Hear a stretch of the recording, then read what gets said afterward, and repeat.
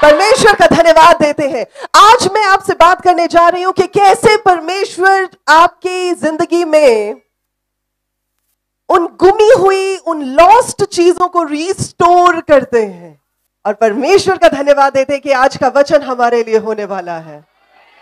अगर आपकी जिंदगी में आपने सेहत को खोया है तो बोले, प्रभु आज उस सेहत को वापस लेने का समय है। कम ऑन, उस चीज को बोलें। अगर आपने पैसे को खोया है तो बोले, पैसे को रिस्टोर करने का समय आज मेरा है। अगर आपने आदर को खोया है तो कहे, आदर को रिस्टोर करने का समय आज मेरा है। अगर आपने अच्छे रिलेशनशिप को खोया है तो कहे कि उन रिश्तों को बहाल करने का समय आज मेरा है। प्रभु यीशु के नाम में आमीन। पहली चीज जिसका ध्यान रखने की हमें जरूरत है कि हमें सही जगह पर होने की जरूरत है। जब हम सामरी औरत के बारे में बात करते हैं, वो रोज घड़ा लेकर आती होगी, रोज गर्मी के समय में वो पानी भरती होगी, रोज वो वेट करती होगी कि कब जब सारी औरतें चली जाएंगी तब मैं उस जगह पर जाऊंगी ताकि कोई मेरे ऊपर उंगली ना उठाए, कोई मुझ पर दोष ना लगाए और कोई मुझे देखे ना। और यही सोचती हुई वो उस दोपहर को भी वहां पर पहुंची होगी जब शिखर दोपहर थी, जब कड़ी धूप थी, और उसने सोचा होगा आज भी जैसे मैं रोज जाती हूं, मैं आज भी जाऊंगी, पानी भरूंगी और पानी भर के ले आऊंगी। लेकिन उस दिन वो अकेली उस जगह पर नहीं थी। जो जगह उसके लिए नेचुरल और नॉर्मल थी इतने सालों से, इतने समय से, अब वो सुपर नेचुरल में बदल चुकी थी, क्योंकि आज प्रभु यीशु मसीह उस जगह पर पहुंच चुके थे। और अगर वो उस समय में अपने घर पे होती तो वो उस उद्धार को ना पाती। वो सही समय पर सही जगह पर पहुंच गई क्योंकि परमेश्वर ने उसके द्वारा और उसके लिए उद्धार रखा था। तो जब हम सही जगह पर होते हैं तब हम वो वापस पा लेते हैं जो हमारा राइटफुली है। और कई बार हम ये सोचते हैं, पास्टर नहीं तो क्या फर्क पड़ता है ना, हम कहां पर हैं, किसके मध्य में हैं, किससे बातें कर रहे हैं, किससे बातें शेयर कर रहे हैं। जी बहुत फर्क पड़ता है। परमेश्वर के वचन में भजन संहिता चैप्टर नंबर 1 की पहली आयत जब आप पढ़ते हैं तो वहां पर लिखे, दुष्टों की संगति में ना बैठना, पापियों के मार्ग में ना खड़ा होना, ठट्ठा करने वालों की संगति में ना बैठना, मंडली में ना बैठना। क्यों लिखा है? क्योंकि यदि एक भी आपकी जिंदगी में ऐसा व्यक्ति होगा जो आपके सर्कल में होगा जिसकी वजह से माहौल खराब होता है तो आप अपने प्रतिफल से वंचित रह जाएंगे। संसार नहीं चाहता, ये संसार नहीं चाहता कि आप अपना वो कार्य जो परमेश्वर ने आपके जिम्मे लगाया है उसे पूरा करें। तभी आपने देखा होगा कि जब आप अपने दोस्तों को कहेंगे कि नहीं ये मेरा प्रार्थना का समय है, तो वो कहेंगे नहीं नहीं चल कोई बात नहीं, मूवी देखने चलते हैं। जब आप कहेंगे नहीं मुझे संगति पे जाना है, तो वो आपको बोलेंगे नहीं नहीं चल आज ऑफिस की पार्टी है, चल ऑफिस की पार्टी पे चलते हैं, सब मस्ती करेंगे। क्यों? क्योंकि वो नहीं चाहते कि आप अपना गॉड गिवन पर्पस कंप्लीट करें। जब आप परमेश्वर के वचन में पढ़ते हैं तो यहां पर ऐसा लिखा है, सबोपदेशक की किताब उसके 9:18 में, कि लड़ाई के हथियार से बुद्धि उत्तम है परंतु एक पापी बहुत भलाई नाश करता है। एक, जस्ट वन। मैंने एक वीडियो भी बनाया था जिसमें मैंने बात की थी कि एक, the power of one person, एक व्यक्ति की सामर्थ्य। तो जितना सामर्थी एक व्यक्ति होता है परमेश्वर के साथ, उतना ही विरोधी भी सामर्थी बनने की कोशिश करता है किसी ऐसे व्यक्ति को इस्तेमाल कर जो आपके अगेंस्ट चल सके। एक व्यक्ति, तो वो एक व्यक्ति आपकी पूरी भलाई को ही खराब करने के लिए काफी है। इसलिए वचन कहता है अच्छा चरित्र जो है वो बुरी संगति के साथ खराब हो जाता है। सो आप किसके साथ बैठते हैं, किसके साथ उठते हैं, किसके साथ बातचीत करते हैं, किसके साथ खाना पीना खाते हैं, किसके साथ अपने दिल की बातों को शेयर करते हैं, किसके सामने अपने घर के हालातों को बांटते हैं, आप बहुत सचेत हो जाएं। क्योंकि आपका माहौल कैसा है वो इस बात को निर्धारित करेगा कि आपकी जिंदगी में इसके बाद क्या होगा। हालेलुया। तभी बार बार परमेश्वर का वचन इस बारे में बात करता है, परमेश्वर के पवित्र आत्मा की संगति, परमेश्वर के पवित्र आत्मा के द्वारा चलाए जाए। और फिर जब ऐसे लिखा है कि जितने लोग प्रभु के पवित्र आत्मा के द्वारा चलाए चलते, केवल वही परमेश्वर के बेटे हैं। इतनी बड़ी बात। तो मैं इस बात को सोच रही थी कि प्रभु एक्चुअली ये कैसे होता है, हमें कैसे पता चलेगा कि हमें किस जगह पर कब पहुंचना है। आप सबने कभी जीपीएस सिस्टम यूज करके देखा है? मैप्स, जीपीएस, ट्रैफिक कहां पर ज्यादा है, ट्रैफिक कहां पर कम है, कौन सी रूट हमें लेनी है। तो जीपीएस आपको क्या करेगा, आपको आने वाली चीजों के बारे में बताएगा, आपको कहां से टर्न लेना है वो बताएगा, आपको कितनी एरिया में जाकर मुड़ना है वो बताएगा। यानी वो आपका मार्गदर्शन करेगा जब आप गाड़ी ड्राइव कर रहे हैं। अगर आप स्पिरिचुअली सेंसिटिव हो जाते हैं और परमेश्वर के पवित्र आत्मा के साथ साथ चलते हैं, तो वो आपका स्पिरिचुअल जीपीएस सिस्टम बन जाता है, जो आपको बताता है कि तुझे आज यहां जाना है, तुझे आज ये करना है, तुझे इनके साथ बैठना है, तुझे इनके साथ नहीं बैठना है। और हम ये कैसे सिस्टम को लोड कैसे करते हैं, सेंसिटिव कैसे होते हैं, जब हम संगति में आते हैं। मैं ये नहीं कह रही कि हर संगति में आपको बड़ी आशीषें मिलेंगी या हर संगति में आपको पता नहीं क्या से क्या मिल जाएगा, पर हर संगति में आप तैयार किए जाएंगे ताकि आप बहुत सारी आशीषों को संभाल सकें। हालेलुया। तो ये नहीं सोचना आज मैं जा रही हूं, आज मुझे क्या मिला, आज तो कुछ नहीं मिला। तो ये सोच के नहीं आना कि हर बार आशीषें लेने ही जा रहा हूं, हर बार मुझे बस बरकतें ही चाहिए, हर बार मुझे चंगाई ही चाहिए, हर बार मुझे आमीन करके चीजें ही चाहिए। हर बार ये सोच के मत आया करें, हर बार ये सोच कर आया करें कि आज मैं तैयार होने के लिए जा रहा हूं, आज मैं इक्विप होने के लिए जा रहा हूं, आज मैं परमेश्वर के साथ बढ़ने के लिए जा रहा हूं, आज मैं पवित्र आत्मा संगति के साथ आगे बढ़ने के लिए जा रहा हूं। आमीन। तो वो जीपीएस सिस्टम आपको सिखाएगा आपको कहां किस समय पर होना है। कल हमारी ये सिस्टर बता रही थी, कहती कि मेरे कोई आइडिया नहीं था मुझे कि मुझे इस सभा में आना, मुझे कुछ नहीं पता था इस सभा का। अचानक किसी ने इन्हें कल की संगति के बारे में न्योता भेजा और इन्हें पता चला, और ये मार्केट में थी, लाके इन्होंने सामान अपना रखा और ये कहती कि मैं संगति में जा रही हूं। और मैं सिर्फ बैठी उस कमरे में सुन रही थी और मैंने कहा परमेश्वर, जिसको आप ब्लेस करना चाहते हो आप उसे कहीं से भी उठा कर ले आते। That is what the spiritual GPS will do to you. यही है जो पवित्र आत्मा प्रभु आपकी जिंदगी में करेंगे। आपकी जिंदगी में जब परमेश्वर कुछ खोलना चाहेंगे, जब आपकी प्रार्थनाओं के उत्तर को रिलीज करना चाहेंगे, जब आपकी बिगड़ी को बनाना चाहेंगे, जब आपकी लाइफ को आगे बढ़ाना चाहेंगे, सही जगह पर सही समय पर परमेश्वर आपको लेकर आ जाएंगे। पर आपको रेजिस्ट नहीं करना है। जैसे छोटे बच्चों को मम्मियां खींच खींच के लेकर जाती ना मार्केट में, बच्चा कहता है नहीं मम्मा मुझे ये चाहिए, मम्मी कहती नहीं नहीं कल दिलाऊंगी कल दिलाऊंगी। वो वाला हिसाब नहीं करना। जब परमेश्वर कहे चल तो चले, जब परमेश्वर कहे रुक तो रुके, जब परमेश्वर कहे बैठ तो बैठे, जब परमेश्वर कहे उठे तो उठे। जैसा परमेश्वर कहे वैसा करे, जैसा परमेश्वर कहे वैसा करे। क्योंकि जब आप पाक रूह के इतने ताबे हो जाएंगे, जब आप इतने अधीन हो जाएंगे कि परमेश्वर की आवाज आपको चलाती है, परमेश्वर की आवाज आपको सिखाती है, परमेश्वर की आवाज आपको हर चीज में बढ़ाती है, आप जान जाएंगे कि प्रभु की मर्जी को पूरा करना ही मेरी जिंदगी का लक्ष्य है। तभी जब प्रभु यीशु मसीह से ये बात कही गई कि आप भोजन कर ले, उन्होंने कहा मेरे पिता की इच्छा को पूरा करना ही मेरा काम है। भोजन की उन्हें कोई आवश्यकता नहीं लग रही थी। He said, this is my work. सही समय पर सही जगह पर होना जरूरी है।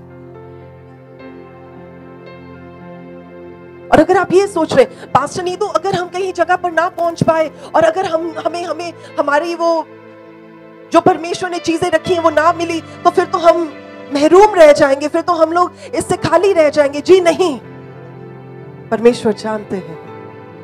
जो बात मैं आपको बता रही हूं, आपको सही जगह पर होना जरूरी है ताकि परमेश्वर अपने उन खिड़कियों को, अपने उन दरवाजों को खोल सके जिनके नीचे आप पोजीशन किए गए। आई बिलीव दिस, मैं इस बात में विश्वास करती हूं कि जब आप इतने सेंसिटिव हो जाते परमेश्वर की आवाज को, आपको डर नहीं रहता कि मैं कुछ खो दूंगा, आपको डर नहीं रहता कि मैं पीछे रह जाऊंगा, आपको डर नहीं रहता कि कोई और मेरा हक चुरा लेगा, आपको डर नहीं रहता, क्योंकि आपको पता है कि चाहे मैं कहीं पर भी क्यों नहीं हूं, जहां पर स्वर्ग के दरवाजे खुले हैं, परमेश्वर मुझे लाकर उसके नीचे खड़ा कर देंगे। हालेलुया। तो आप सही जगह पर होना जरूरी है। नमान कोढ़ी सही जगह पर पहुंचा, और क्योंकि सही जगह पर पहुंचा इसलिए उसका रोग दूर हो गया। अगर आज आप अपने शरीर में रोग के साथ आए, come on come on come on, अगर आज आप अपने शरीर में रोग के साथ आए, अपनी जगह पर खड़े हो जाए। धन्यवाद हो मेरे प्रभु, धन्यवाद हो जिंदा परमेश्वर। उस जगह पर अपने हाथ को रखें इस समय, उस जगह पर अपने हाथ को रखें जिस जगह पर आपके शरीर में प्रॉब्लम है और आपको लगता है चंगाई की जरूरत है। जितने लोग हमें इस समय ऑनलाइन भी देख रहे हैं, आप भी अपने शरीर पर हाथ रख सकते हैं। पवित्र आत्मा प्रभु, जैसे कि आज इस वचन से हम सीख रहे हैं कि सही जगह पर पहुंचना जरूरी है। प्रभु, मेरा ईमान है कि आज ये वो जगह है जहां पर आप अपने लोगों को छूकर चंगा करना चाहते हैं। प्रभु, आपका वचन कहता है, जैसे लिखा है, जैसा तेरा ईमान है, जैसा तेरा विश्वास है, वैसा ही तेरे साथ हो जाए। और यदि ये विश्वास करते हैं कि आज ये रोग से ठीक होकर वापस जाएंगे, तो प्रभु होने दे, इनके विश्वास के अनुसार ऐसा ही हो। हर ऐसी जगह जहां पर हाथ रखा गया है, पाखरू खुदावंदा, आप इन्हें छुए मेरे राजा। Touch them dear Holy Spirit, touch them dear Holy Spirit.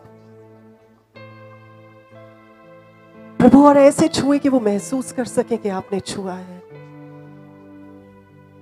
प्रभु, ये कोई एहसास ना हो, लेकिन आपका छूना हो मेरे खुदावंद। Yes dear Holy Spirit. ओ पाखरू पाखरू पाखरू, जी पाखरू खुदाया, आज अपने लोगों को छू ले, आज अपने लोगों को छू ले, आज अपने लोगों को छू ले, छू ले, छू ले, छू ले, छू ले मेरे राजा, आज अपने लोगों को छू ले मेरे खुदावंदा। और प्रभु, देखते देखते इसी घड़ी, इसी घड़ी, इसी घड़ी सारी की सारी बीमारी, सारी की सारी लाचारी, सारे का सारा दर्द और रोग जो इनके शरीर में है, जिस जगह पर इन्होंने हाथ रखा है, प्रभु, वो प्रभु यीशु के नाम से दूर हो जाए। प्रभु यीशु के नाम से, प्रभु यीशु के नाम से, प्रभु यीशु के नाम से दूर हो जाए। हर ऐसी चीज जो आपकी शरीर में नहीं होनी चाहिए और है, जो प्रभु की ओर से नहीं है, इसी घड़ी बाहर निकले प्रभु यीशु के नाम में। Thank you master, thank you Lord, thank you Lord, thank you Lord. धन्यवाद हो मेरे राजा। इस समय मेरे खुदावन, जबकि आपने अपने लोगों को छूकर Yes, Lord. चंगाई दी है मेरे राजा, मैं आपका धन्यवाद देती हूँ कि ये चंगाई इसी घड़ी से दिखनी शुरू हो। धन्यवाद हो मेरे पिता। आप अपने शरीर को चेक करके देखें। और धन्यवाद हो मेरे अब्बा, धन्यवाद हो मेरे राजा, धन्यवाद हो मेरे प्रभु जी। और मेरी बहन जो आप ब्लैक दुपट्टा में है, जी आगे आ जाए। मैं आपकी विश्वास योग्यता का रिवॉर्ड आपको मिलते हुए देख रही हूं। मैं देख रही हूं कि आपके विश्वास का सफर इतना मुश्किल रहा है कि आप बहुत बार गिरी हैं और आप उठ नहीं पाई और आप सिर्फ रिड़ती रही। और मैं देख रही हूं जैसे एक छोटा बच्चा सिर्फ अपने पैरों और हाथों के बल पर चलता है, आपने विश्वास की उस यात्रा को ऐसे भी पूरा किया है जहां पर आप उठ नहीं पाई और आपने सिर्फ रिड़ते हुए उस एरिया को कंप्लीट किया है, क्योंकि आप विश्वास योग्य रही। आपकी जिंदगी में परमेश्वर विश्वास योग्यता की वजह से बड़े दरवाजों को खोलने जा रहे हैं प्रभु यीशु के जिंदा और जलाली नाम में। आने वाले दिनों में आप देखेंगी, आने वाले दिनों में आप परमेश्वर के उन बड़े कामों को देखेंगी जिनके लिए आज तक आप इंतजार करती रही। और आपके विश्वास के द्वारा परमेश्वर, चाहे आपका विश्वास टूटता भी रहा, लेकिन फिर भी परमेश्वर ने आपको संजो के रखा। आप अब से आप उस विश्वास की और विश्वास योग्यता की एक नई सीढ़ी को, एक नए पैमाने को देखने जा रही हैं प्रभु यीशु के जिंदा और जलाली नाम में। आमीन। ओह thank you master. Receive it, इस वचन को रिसीव करें, इस वचन को रिसीव करें इस समय। आपको पता है कि जब एलिया के साथ चलते चलते एलीशा पर यह बात जाहिर की गई थी कि एलिया आज उठा लिया जाएगा, प्रभु अपने दास को उठा लेंगे, तो एलीशा उसका साथ नहीं छोड़ता। ध्यान से सुनिएगा, ये बहुत इंपॉर्टेंट बात है जो मैं आपके साथ शेयर करने जा रही हूं। बार बार अलग अलग जगह पर भविष्यवक्ता और उनके चेले इस बात को एलीशा को कहते हैं, क्या तू जानता है कि आज तेरा स्वामी एलिया तुझ पर से उठा लिया जाएगा? और वो कहता है मैं जानता हूं। एलीशा से ये बात कहता है मैं गिलगाल को जाता हूं, तू यहीं ठहरा रहे। वो कहता है मैं तेरे साथ जाऊंगा। गिलगाल के बाद वो बेथल जाता है, बेथल के बाद वो यरीहो जाता है, यरीहो के बाद वो यरदन जाता है, और यरदन में जाकर उसके ऊपर दुगना मसा आता है। गिलगाल में क्यों नहीं आ गया? बेथल में क्यों नहीं आ गया? यरीहो में क्यों नहीं आ गया? जबकि गिलगाल एक ऐसी जगह है जहां पर फेथ बिल्ड होता है। It is a place of faith, विश्वास की जगह है। ये वो जगह थी जहां पर इजरायलियों ने इतने साल प्रभु के साथ चलते हुए, इतने साल मन्ना उतरते हुए देखा, इतने साल उन्होंने आग का खंभा देखा, उन्होंने परमेश्वर का वो बादल देखा, लेकिन अब गिलगाल में आकर वो सब कुछ हटाया गया। अब वो देख नहीं रहे थे, अब वो विश्वास के साथ चलने के लिए तैयार किए गए थे। जब एलिया और एलीशा उस जगह पर पहुंचते हैं, वहां पर उस पर दुगना मसा नहीं उतरता, वहां पर एलिया को उठाया नहीं जाता। उसके बाद बेथल जाया जाता है। Bethel is a place of vision, जहां पर दर्शन मिलते हैं। ये वो जगह थी जहां पर याकूब ने दर्शन देखा कि प्रभु के स्वर्गदूत सीढ़ियों से ऊपर नीचे आ जा रहे हैं। वहां पर भी वो काम नहीं हुआ, क्योंकि वो सही जगह उस काम के लिए नहीं थी। उसके बाद वो यरीहो में आते हैं। यरीहो एक ऐसी जगह है जहां पर स्पिरिचुअल वॉरफेयर होता है, आत्मिक युद्ध होता है। वो भी वो जगह नहीं थी। लेकिन जब वो यरदन पहुंचे, यरदन को land of promise, a place of promise बोला जाता है, जहां पर परमेश्वर अपने वायदों को पूरा करते हैं, उस जगह उसने परमेश्वर से वो पाया जो उसने मांगा था। आपको सही जगह पर सही समय पर होना जरूरी है, ताकि परमेश्वर आपकी जिंदगी में कुछ बड़ा कर सके। हालेलुया। नहीं तो वो तो ये भी कह सकता था ना, परमेश्वर का दास जिसके साथ में रहता हूं, जिसकी मैं सेवा टहल करता आया हूं, वो तो मेरे लिए कहीं पर भी प्रार्थना कर देगा तो काम हो जाएगा। पर ऐसा नहीं हुआ। क्या किसी को समझ आ रही है? क्या किसी को समझ आ रही है? क्या किसी को समझ आ रही है? समझ आ रही है तो बोलेंगे हालेलुया। परमेश्वर की ओर से मुकर्रर की हुई जगह होती है जहां पर हमारे लिए दरवाजे खोले जाते हैं। और मैं दोबारा कहूंगी, मेरा विश्वास है कि आज आप में से बथेरों के लिए ये वो जगह है। हालेलुया। तो पहली चीज कि हमें सही जगह पर होना जरूरी है, और दूसरी चीज कि हमें सही लीडरशिप के साथ और अंडर होना जरूरी है। अगर ये घर पे ही होता, या अगर खुद ही जाके वो यरदन नदी में 7 डुबकियां मार लेता तो ठीक ना होता, क्योंकि परमेश्वर का दास जो उस काम के लिए ठहराया गया था, जो लीडरशिप रोल में उस काम को खोलने के लिए ठहराया गया था, इसलिए जब वो उसके साथ उस जगह पर पहुंचा, तब परमेश्वर के राज्य का काम उसकी जिंदगी में हुआ। अब आप ये सोच रहे होंगे कि लीडरशिप का हमारी जिंदगी में क्या रोल है। वचन में लिखा है कि बच्चे जो हैं वो लकड़ियां इकट्ठी करते हैं, लेकिन उन लकड़ियों को जलाने का काम पिता का होता है। कोई भी पिता, यानी जो भी आपका आत्मिक पिता, आपकी माता, आपकी जिंदगी में परमेश्वर की आग को जलाता है, वो आपका अगुआ है जिसके साथ परमेश्वर ने आपको जोड़ा है। कईयों के लिए वो ऑनलाइन भी हो सकता है, कईयों के लिए वो फिजिकल भी हो सकता है। यानी कोई ऐसा जन, कोई ऐसा आत्मिक अगुआ जो परमेश्वर में आपको आगे बढ़ने का उत्साह देता है, आपको हौसला देता है, और खुद एक अच्छा उदाहरण बनकर आपके आगे चलता है। जिस जमाने में हम बात कर रहे हैं कि कलीसियाएं थी, जिस जमाने में पहली सदी की कलीसियाओं की बात आती है, उस समय में भी बहुत सारे ऐसे थे अगुए जो सही नहीं चल रहे थे, जिनकी जिंदगी जो है परमेश्वर को भाने वाली नहीं थी। और आज भी बहुत सारे ऐसे लोग हैं जिनकी जिंदगियां परमेश्वर को भाने वाली नहीं होती हैं। तो ऐसे हर किसी के पीछे नहीं लग जाना कि हाँ जी ये तो ठीक लग रहा है, हाँ जी ये तो सही लग रहा है, हाँ जी ये तो बड़ी अच्छी अच्छी बातें कर रहा है या कर रही है, इसके पीछे लग जाओ। परमेश्वर के आत्मा के द्वारा अगर आपको परमेश्वर गाइड करते हैं तब उनके पीछे चले, वरना मत चले। मैं आपके साथ एक एग्जांपल शेयर करना चाहूंगी जो परमेश्वर के वचन में है, जो सही लीडरशिप की बात करता है। 3 यूहन्ना 1:9, और यहां पर यूहन्ना अपोस्टल जॉन इस बात को कहते हैं, मैंने मंडली को कुछ लिखा था पर दित्रुत्फेस ने जो उनमें बड़ा बनना चाहता है हमें ग्रहण नहीं किया। सो जब मैं आऊंगा तो उसके कामों की जो वह कर रहा है सुधि दिलाऊंगा कि वह हमारे विषय में बुरी बुरी बातें बकता है और इस पर भी संतोष ना करके आप ही भाइयों को ग्रहण नहीं करता और उन्हें जो ग्रहण करना चाहते हैं मना करता है और मंडली से निकाल देता है। यहां पर एक ऐसे व्यक्ति का उदाहरण है जो अपने आप को ऊंचा करना चाहता है।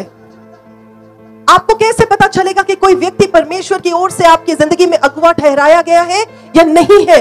आपको इन पैरामीटर्स से पता चल जाएगा। सबसे पहली चीज यह है, यहां पर जब दित्रुत्फेस की बात की जाती है उसके बारे में लिखे कि वो अपने आप को बढ़ाना चाहता है। देखिए, जो परमेश्वर का जन होगा, जो परमेश्वर के आत्मा के द्वारा चलाया चलता होगा, वो कभी भी अपने आप को ऊंचा नहीं करेगा, वो प्रभु यीशु के नाम को ऊंचा करेगा। और जो सेल्फ ग्लोरी के लिए काम करता है, पास्टर जी पास्टर जी पास्टर जी, अपोस्टल जी अपोस्टल जी अपोस्टल जी, प्रॉफिट जी प्रॉफिट जी प्रॉफिट जी, अगर जो अपनी सेल्फ ग्लोरी के लिए काम करता है वो परमेश्वर की महिमा नहीं कर सकता है। और यहां पर भी लिखा है कि ये क्या कर रहा है, ये अपनी महिमा करवा रहा है। देखिए, मैं हमेशा ये बात समझाती हूं, कोई मनुष्य किसी मनुष्य को कुछ नहीं दे सकता। और जब हम बात करते चंगाई की, जब हम बात करते चमत्कारों की, कोई किसी को कुछ नहीं दे सकता जब तक परमेश्वर का आत्मा ना कुछ दे। हम परमेश्वर के लोगों का आदर करते हैं, हम परमेश्वर की ओर से ठहराए हुए अगुओं का आदर करते हैं, पर हम उन्हें परमेश्वर की जगह पर नहीं बिठा देते। यहां पर उस कलीसिया में भी यही प्रॉब्लम हो रही थी कि वो अपने आप को सेल्फ ग्लोरीफाई करता था, वो अपने आप को सेल्फ एक्सॉल्ट करता था। और क्या लिखा है कि जो कुछ भी वो करता था उसके सब काम अपने नाम, अपनी प्रतिष्ठा के लिए थे। और यूहन्ना इस बात को देखकर बड़ा दुखी था। एक और चीज वो क्या करता था कि वो अपने भाइयों को, यानी कि जो परमेश्वर के दास अपोस्टोलिक डॉक्ट्रीन को, उन सिद्धांतों को सिखाते थे या सीखते थे या लोगों को बताते थे, उनको रिजेक्ट कर देता था। यानी कि जो सही है उसको रिजेक्ट कर देता था। और फिर आगे लिखा है कि वो जो परमेश्वर के लोग हैं उन्हें भी अच्छे से डील नहीं करता था। और फिर वो क्या करता था, वो लोगों की बदनामी करता था, उनके बारे में बुरा भला बोलता था, उनकी पीठ पीछे उनके बारे में गलत गलत बातों और अफवाहों को फैलाता था। तो क्या यह एक अच्छे अगुवे का उदाहरण है? पर वो भी कलीसिया का प्रधान था। लेकिन परमेश्वर का वचन क्या कहता है कि प्रभु की ओर से ठहराया हुआ अगुवा कैसा होना चाहिए? आप इसके बारे में पढ़ सकते हैं पहला पतरस 5वें चैप्टर की पहली 5 आयतों में, जहां पर इसके बारे में लिखा हुआ है कि एक प्राचीन, एक अगुवा, एक परमेश्वर का ठहराया हुआ जन कैसा होना चाहिए। यहां लिखा है कि तुम में से जो प्राचीन है, मैं उनकी नाई प्राचीन और मसीह के दुखों का गवाह और प्रकट होने वाली महिमा में सहभागी होकर उन्हें यह समझाता हूं कि परमेश्वर के उस झुंड की जो तुम्हारे बीच में है रखवाली करो, और ये दबाव से नहीं परंतु परमेश्वर की इच्छा के अनुसार आनंद से और नीच कमाई के लिए नहीं, पर मन लगाकर। और जो लोग तुम्हें सौंपे गए हैं उन पर अधिकार न जताओ, वरन झुंड के लिए आदर्श बनो। जो अगवा परमेश्वर ने आपके लिए ठहराया है वो आपको ये नहीं कहेगा कि आप सब कुछ करते जाएं, आप पर वो हुक्म नहीं चलाएगा, आपको एज अ सेवक नहीं समझेगा। वो पहले खुद काम करेगा और आपको दिखाएगा कि ऐसे काम किया जाता है, और आप उसको देखकर फिर आगे काम करेंगे। और मुझे कई बार इस बात का इतना डर लगता है कि आज के जमाने में अगर हम देखें, बहुत सारे परमेश्वर के दास, विद ऑल ड्यू रिस्पेक्ट, वो अपने आप को बहुत ऊंचा समझने लग गए हैं और बाकी सब छोटे लगते हैं, जबकि परमेश्वर का वचन बताता है पहले लेखा हमारा लिया जाएगा और हमारा डबल अकाउंट बनेगा। क्यों? क्योंकि हम सिखाने वाले हैं। It is a dangerous place to be in. और जो अगवा परमेश्वर के वचन के अनुसार नहीं चलता, वो अगवा नहीं हो सकता। सही लीडरशिप आपके लिए उन सब खोई हुई चीजों को वापस परमेश्वर में आपके लिए लेकर आएगी। सही जगह एंड सही लीडरशिप, क्योंकि लीडर आपको सही चीजें सिखाएगा, आपको सही डॉक्ट्रिन सिखाएगा, आपको परमेश्वर के वचन में चलना सिखाएगा। और एक पिता ही, सिर्फ एक पिता ही एक ऐसा जन होता है जो चाहता है कि मेरे बच्चे मुझसे भी बेहतर बने, और कोई रिश्ता ऐसा नहीं होता है। क्या यह वचन किसी को समझ आ रहा है? तो जब परमेश्वर का वचन बात करता है, परमेश्वर दो धारी तलवार है, वो दोनों तरफ से चीरता हुआ जाता है। और आज मैं इस जगह के लिए जो प्रार्थना कर रही थी, तो मैंने देखा कि कुछ लोग हैं जो प्रार्थनाएं कर रहे हैं, और जब वो प्रार्थनाएं कर रहे हैं, एक तलवार है जो दोनों तरफ से तीखी की जा रही है। और मुझे एक विजन आया, और उस विजन में मैंने देखा कि जैसे एक पतला सा कागज होता है, और अगर आप उस कागज को अचानक पकड़ ले तो वो हाथ पर कट डाल देता है। ये तलवार इतनी तीखी है जो जिस तरफ से निकलेगी काटती हुई निकलेगी। Now this is good and bad both. This is good and bad both, क्योंकि परमेश्वर के लोगों जो समय आ रहा है, वो समय अच्छा नहीं होने वाला। हम बड़े खुश होते हैं सब जब हमें कहा जाता है आशीषें आ रही हैं, बरकतें आ रही हैं, परमेश्वर के बड़े बड़े काम होने जा रहे हैं, हम सब बड़े खुश होते हैं। लेकिन आपको पता है जो समय आने वाला है वो ज्यादा अच्छा नहीं होने वाला है, क्योंकि जो आने वाला समय परखने वाला समय होगा। इसलिए भरमाए ना जाएं, बहकावे में ना आए, वचन के अनुसार चले। हर कोई हर चीज जो कह देता है, चाहे ऑनलाइन कह देता है, उसको सच ना जाने। वचन में देखे, लिखा है तो माने, नहीं लिखा तो ना माने। जो चीज वचन में नहीं लिखी है वो प्रभु की ओर से नहीं हो सकती है। कई लोग मुझसे पूछते हैं, पास्टर नहीं तो हमें कैसे पता चलेगा कि ये बात प्रभु की ओर से है कि नहीं? मैं कहती हूं अगर वचन में लिखी है तो वो प्रभु की ओर से है, क्योंकि प्रभु कभी अपने वचन का विरोध नहीं करेंगे। If it is written, it is from the Lord. If it is not written, it is not from the Lord. कई चीजें हैं परमेश्वर आप पर जाहिर करेंगे, लेकिन उन्हें कंफर्म फिर भी वचन से करेंगे। हालेलुया। तो यहां पर जब आप इस बात को पढ़ते हैं कि एक अगवा कैसा होना चाहिए, तो वो एक ऐसा उदाहरण होना चाहिए जिसे देखकर आपका मन करे कि आप प्रभु के पीछे चले। ऐसा नहीं होना चाहिए कि आपका मन करे, यार ऐसे लोग देख लिए, अब नहीं मन करता प्रभु के पीछे चलने का। Make yourself the best examples of Christ. Amen. Thank you, Lord. और एक पिता क्या करता है, अपने बच्चों को वो सुसमाचार देता है। जैसे यशायाह नबी की किताब उसके 38 के 19 में लिखा है कि जीवित, हाँ जीवित ही तेरा धन्यवाद करता है, जैसे मैं आज कर रहा हूं। पिता तेरी सच्चाई का समाचार पुत्रों को देता है। एक पिता होता है जो अपने बच्चों को सिखाता है, एक पिता होता है जो अपने बच्चों को बढ़ाता है। और अगर आपको कोई बढ़ा नहीं रहा है तो वो आपका पिता नहीं है। और तीसरी और अंतिम चीज,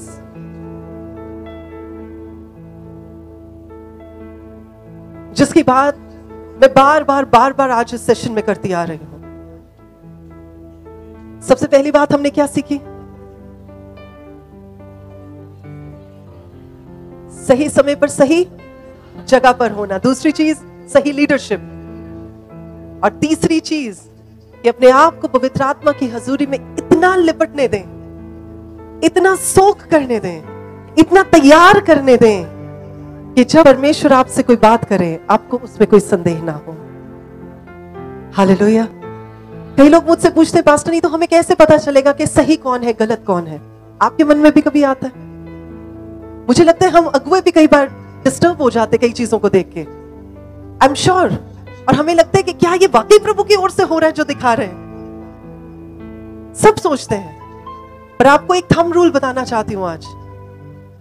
आप सबने इंडिया के नोट देखे, 100 का नोट, 500 का नोट, 2000 का नोट देखे आप सबने, 10 का नोट, 50 का नोट? कोई ऐसा तो नहीं जिसने नहीं देखा है, हम सबने देखे हैं। अगर आपने 10 का नोट देखा है, आपने 100 का नोट देखा है, और अगर आपके हाथ में कोई नकली नोट रख देगा तो आपको पता चलेगा कि नहीं पता चलेगा कि वो नकली है? हाँ कि ना? पता चलेगा कि नहीं? कैसे पता चलेगा? क्योंकि आपने असली देखा हुआ है। जब आप बैंक में जाते हैं और बैंक का कैशियर, आप पूरी की पूरी थैली उनके हाथ में पकड़ाते हैं, तो वो फटाफट नोट को काउंट करते हैं, और जो नोट सही नहीं होता, या जो फटा हुआ होता है, या जो पुराना होता है, या जो नकली नोट होता है, उसको फोल्ड कर देते हैं। आपने देखा कभी ऐसा कैशियर को करते हुए? मैंने तो देखा है। और वो क्या करता है, वो उसी समय आपको वो नोट नहीं देंगे, वो जो पूरी की पूरी गट्ठी को गिन लेंगे, उसके बाद उन फोल्ड वाले नोट्स को निकाल के आपको बोलेंगे कि ये नोट में प्रॉब्लम है। आप उस नोट को देखते रहेंगे कि नहीं, इसमें तो सब कुछ ठीक बना है, गांधी जी भी ठीक नजर आ रहे हैं, नंबर भी ठीक नजर आ रहा है, सब कुछ ठीक नजर आ रहा है, इसमें गड़बड़ क्या है? पर वो कहेंगे नहीं जी, ये नकली नोट है। और आप ये सोच रहे होंगे, आश्चर्य कर रहे होंगे कि उन्हें कैसे पता चला कि ये नोट नकली है। वो इसलिए क्योंकि वो सारा दिन असली नोटों के बीच में बैठते हैं, तो जब नकली नोट आता है वो जान जाते हैं कि ये नोट नकली है। जो विश्वासी जन हर समय परमेश्वर के और असली परमेश्वर और जीवित परमेश्वर की हुजूरी में रहता है, वो जान जाता है कि जब कुछ नकली आता है तो ये प्रभु की ओर से नहीं है। हालेलुया। दैट इज, सिर्फ यही है वो प्रमाण, और आपको कोई आकर नहीं बताएगा कि क्या सही है क्या गलत है। परमेश्वर का आत्मा आप पर जाहिर करे। तो जब आप परमेश्वर के आत्मा के साथ चलना सीख जाते हैं, जब आप परमेश्वर के आत्मा की हजूरी में रहना सीख जाते हैं, जब आप परमेश्वर के आत्मा की हजूरी में बातों को जानना सीख जाते हैं, जब आप सेंसिटिव हो जाते हैं, तब आपको डाउट नहीं रह जाते। तो जब परमेश्वर आपको कहेंगे ना, कोई इंस्ट्रक्शंस देंगे या कोई काम करने को कहेंगे, आप तत्पर होकर करेंगे, और आप जब करेंगे तो परमेश्वर की ओर से प्रभु के हाथ को बढ़ते हुए देंगे। हालेलुया। परमेश्वर का धन्यवाद देते हैं। तो ये 3 चीजों को याद रखिएगा, सही जगह, सही समय, सही लीडरशिप और पवित्र आत्मा की हजूरी। ये वो 3 चीजें हैं जो आपकी जिंदगी में हर खोई हुई नेमत को आपकी जिंदगी में वापस लेकर आएंगे। प्रभु यीशु के जिंदा और जलाली नाम। आमीन। इस समय हम अपनी आंखों को बंद करेंगे। जहां कहीं हम हैं, हम वहीं रहेंगे। धन्यवाद हो प्रभु जी। वो जो भाई पीछे बैठे हैं जिन्होंने रेड कलर की शर्ट पहनी हुई है जी, जब मैंने आपको देखा भाई, जब आप यहाँ बैठे थे जी, तो मैंने एक शब्द देखा जो आपके ऊपर लिखा हुआ है, वो है महिमा से महिमा की ओर। जी आमीन। मैं देख रही हूँ कि परमेश्वर आपको एक लेवल से अगले लेवल पर और अगले लेवल से अगले लेवल पर ले जाने जा रहे हैं। आमीन। और मैं ये भी देख रही हूँ कि आपका विश्वास कोई बहुत ज्यादा मजबूत नहीं है। आप विश्वास में बहुत ज्यादा मजबूत नहीं है, लेकिन आपने परमेश्वर के सामने कुछ शर्तों को रखा हुआ है। जी आमीन। प्रभु जी, मैं प्रार्थना करती हूँ आप इन भाई की जिंदगी में अपने कार्यों को करें, और प्रभु जो आपने दिखाया है उसे पूरा करें, और इन भाई के विश्वास को बढ़ाए मेरे खुदावंद, ताकि ये जानने पाए कि आप जीवित परमेश्वर हैं, जो दिल की बातों को जानने और जांचने वाले परमेश्वर हैं। प्रभु यीशु के जिंदा नाम में आमीन। आमीन। मैं महसूस कर रही हूँ इस जगह पर परमेश्वर के कुछ दास और दासियां हैं जिन्होंने बड़ी वफादारी के साथ अपने कदमों को आज तक रखा है। मैं किसी को खड़े होने के लिए या हाथ खड़ा करने के लिए नहीं कहूंगी, पर हम सब अपनी अपनी जिंदगी को जानते हैं। हम सब जानते हैं कि हमने कैसी चाल चली है। ओह धन्यवाद हो मेरे परमेश्वर। इस समय मैं आपके लिए इस वचन को रिलीज करना चाहती हूँ। मैं इस बात को रिलीज करना चाहती हूँ कि अभी तक जिस तरक्की को आपने अपनी सेवा में नहीं देखा है, वो आप देखने जा रहे हैं प्रभु यीशु के नाम में। You are going to witness. और मैं ये महसूस कर रही हूँ, in my spirit I am right now I am feeling strongly in my spirit कि हर एक स्टेप, नॉट जस्ट एक सफर की बात नहीं कर रही, हर एक स्टेप जो आपने वफादारी के साथ लिया है उसका अजर आपको प्रभु यीशु के नाम में मिलने जा रहा है। Oh, Delhi, something is going to happen now. Delhi में कुछ होने जा रहा है। आमीन। दिल्ली में कुछ होने जा रहा है। आमीन। I feel it strongly in my spirit. Delhi को हिलाए जाने जा रहे हैं परमेश्वर। Delhi is going to be shaken for the Lord in the name of Jesus. Oh yes, prophet, something is going to happen in Delhi. Something is going to happen powerfully. It is going to happen in Delhi. Amen. Oh, thank you, Master. और जितने अभी तक recognition की wait कर रहे थे ना, और recognition मिला नहीं और फिर भी चलते गए, आज वो इस बात को लिख ले, आपको परमेश्वर अराइज एंड शाइन करवाने जा रहे हैं प्रभु यीशु के नाम में।